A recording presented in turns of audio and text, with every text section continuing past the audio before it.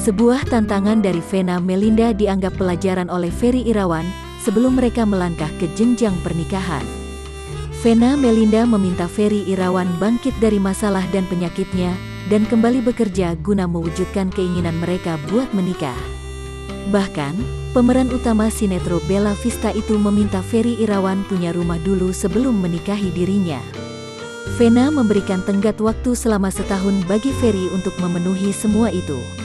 Bagi Ferry Irawan, permintaan Vena adalah pembelajaran sebagai kepala keluarga sebelum menikah.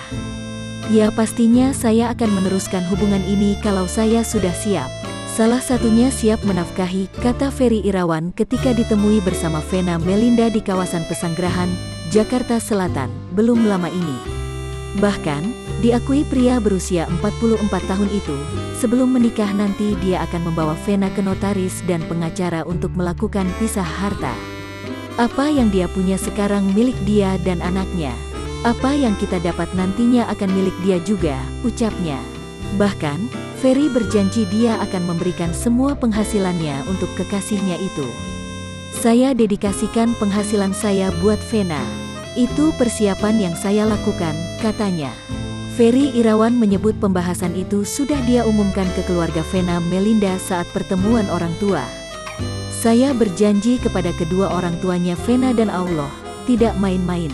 Hubungan ini penuh dengan keseriusan dan saya datang dengan niat baik, yaitu ibadah, tandas Ferry Irawan.